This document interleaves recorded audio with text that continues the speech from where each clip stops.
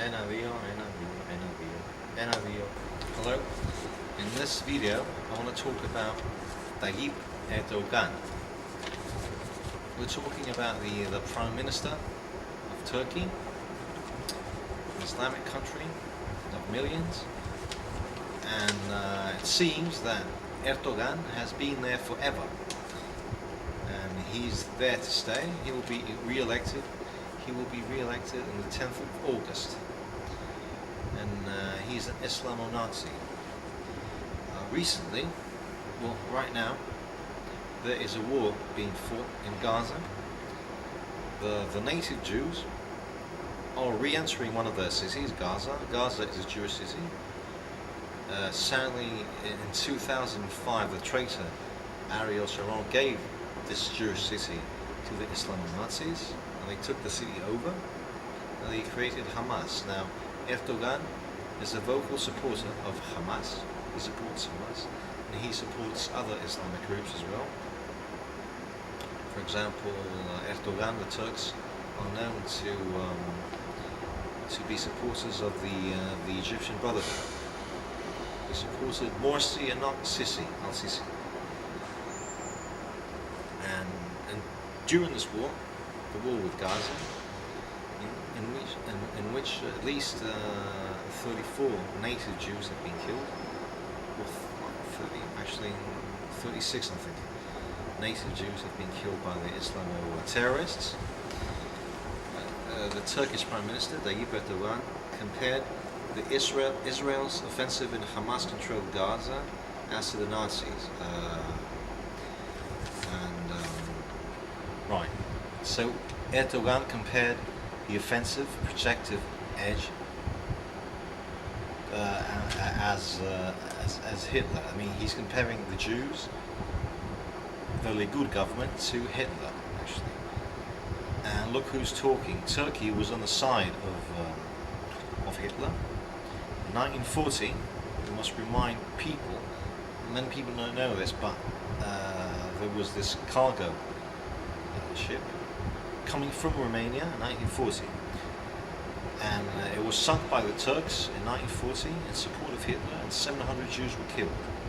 Right, so who's talking about, of course none of these families were compensated, so who's talking about Hitler? Now, Gaza, as we said, is a Jewish city. Sadly, it was given to the pseudo-Palestinian illegal immigrants who have nothing to do with the area. They have nothing to do with the West Bank. They have nothing to do with Israel proper. They have nothing to do with Gaza or the Golan Heights. And the city was given to them in 2005, sadly, by the traitor Ariel Sharon. And not long after that, a few months after that, Hamas made a coup. Now we're talking about an Islamic government which is supported by Turkey, Erdogan, Turkey. Erdogan also supports Morsi. Actually, he supported Morsi, the Egyptian Brotherhood. He supported the pirates of the Sinai Peninsula. And it was a good thing that the army threw them out, and Morsi, with the backing of America, took over. And of course, Erdogan made several remarks against Morsi, calling him a legitimate tyrant, and his government and military coup, which is far from the truth. Let us remind people that the pirates in the Sinai Peninsula, they kill people if they don't deliver money to them. They kill people and they sell their organs.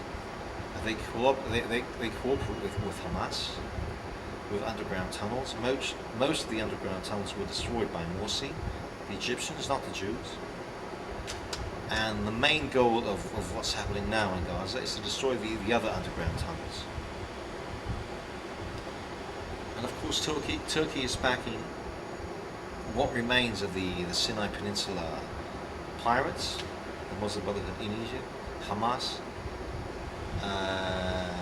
and he's backing some of the Al-Qaeda troops who are fighting Assad. Not that Assad, and I mean, Assad is a dictator. And he's also backing the other Al-Qaeda groups in Syria. Turkey right now is also backing some Muslim fanatics in the Balkans, including Albania, Bulgaria, the free part of Thrace, the Greek part of Thrace. They're backing them with money, and they're trying to turn the Balkans into a Muslim state. What happened was, late last year, Egypt expelled the Turkish ambassador to Cairo, accusing him of undermining the country. Ankara responded by expelling the Egyptian ambassador to Cairo, and they called him a persona non grata. Now, on the 10th of August, now that's a sad thing, Ertogan is being elected again. Like his power.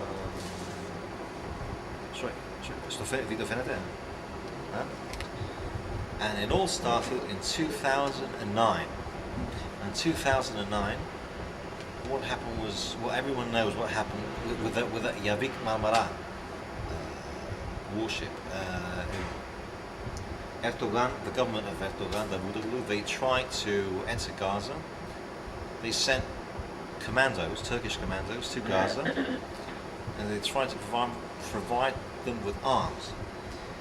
And of course, Jews responded by killing 9 Turkish commandos. Erdogan was mad. Since then, the Turkish-Israeli relationships have deteriorated rapidly.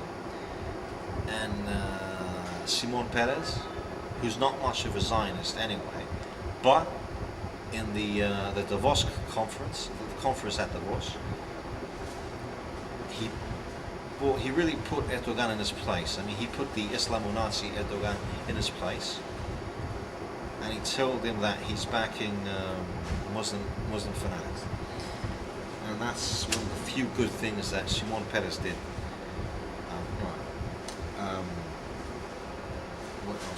What else? Now, Erdogan has made several other anti-Semitic comments recently.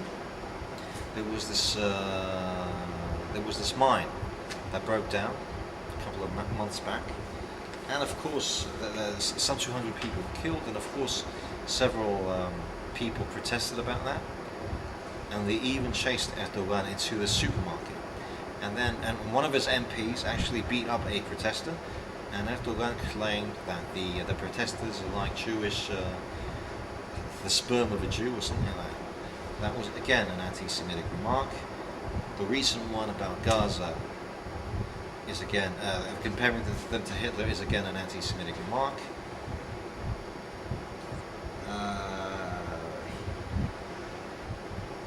And he also protested in the previous war with Gaza, again, Erdogan. And he made several other anti-Semitic remarks as well. Now, also, the big Islamo fanatic in Turkish politics right now is Davutoglu, a real fanatic. And there's also this Yalkin Ertogan. Right, and Yalkin Ertogan actually called the Israeli government mentally ill. And he accused Washington of having a cross-eyed view of the world. Now, is that or is that not an anti-Western, anti-Semitic remark? And this Erdogan guy goes on to say that no one has the right to be insolent towards the Prime Minister, Erdogan. And those who just cast out comments left and right should first worry about their own respectability. And the West lost its democratic face in Egypt, its humane one in Syria, its sincere one in Iraq, and its peaceful one in Palestine, as if there was a country called Palestine. These are anti-Western, anti-Semitic remarks again by Erdogan's chief advisor, Yalkin Ertogan. Erdogan is probably going to be re-elected in the 10th of August, 2014. It's not far from now. Now, Erdogan is hoping to become Turkey's firstly elected president in the polls. Well, not that there's much of a democratic thing going around in Turkey. It's an Islamic state, after all. Anti-Israel, repeat again, anti-Israel and pro-Muslim Brotherhood feeling his rife amongst the largely Sunni conservative voter base he's relying on to give him the victory. Right. So in a few words, you have an anti-Semitic hypocrite, a fanatic Muslim hypocrite, an Islamo-Nazi, a tyrant, and no wonder Ertogan is such good friends with Putin, because Putin, the other communist, is there for life. Both of them are there for life, like the other dictator guy in North Korea. Right, and Erdogan had the nerve, when the Yavik Marmara event took place, Erdogan had the nerve to demand reparations. So when the Turks massacred 6,000 Greek Cypriots in 1974, who's going to compensate them? And he's talking about 9 commandos who went to support Hamas and Islamo-Nazi movement. So he had a real nerve, talking such nonsense.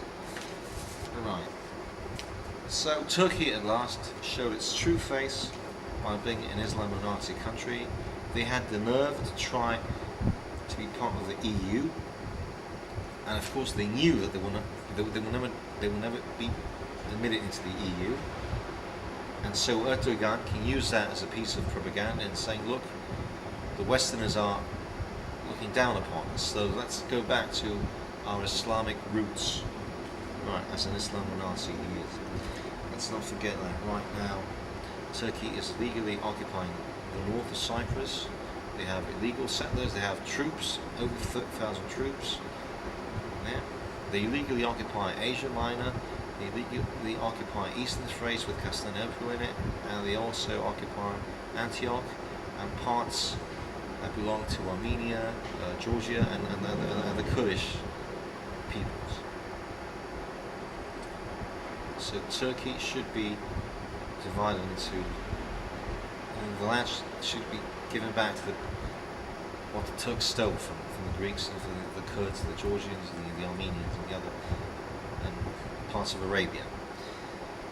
And the Turks also they also did a program against the Jews in 1933. No one talks about that. And there's this commie propaganda that Kemal was a Jew. Of course, that's really laughable. That Kemal was not a Jew. He was a Turk-Mongol, of course. The commies, several communists, claim that he's a Jew, and again, that's anti-Semitic propaganda, trying to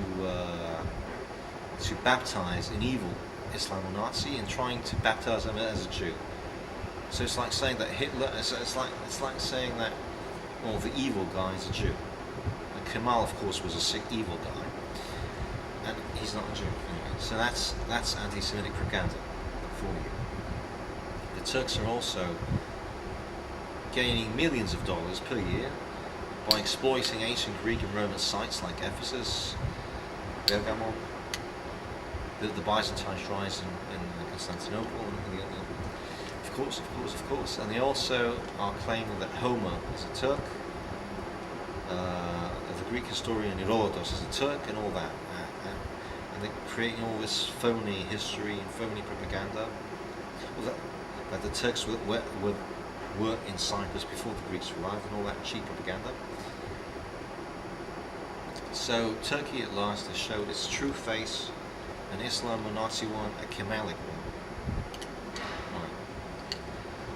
And Ertogan is soon to be elected again, along with his pal Putin, along with his pals Assad, along with his northern Korean pals. So Turkey is turning to the Muslim Nazi Eastern Confederation, and his best pal is Putin, of course, the commie.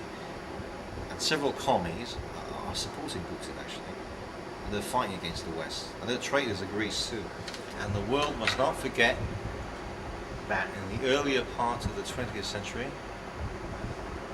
the Turks massacred 1 million Greeks, 1.5 million Armenians, 750,000 Assyrian Chaldean Christians,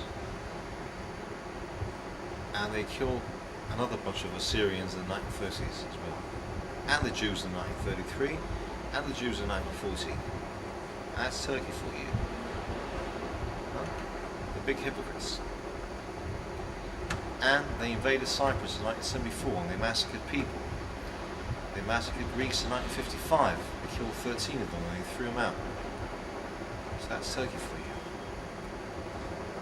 And they haven't paid a cent. They haven't paid any compensation to the millions that they've massacred. They haven't given back the land they have stolen.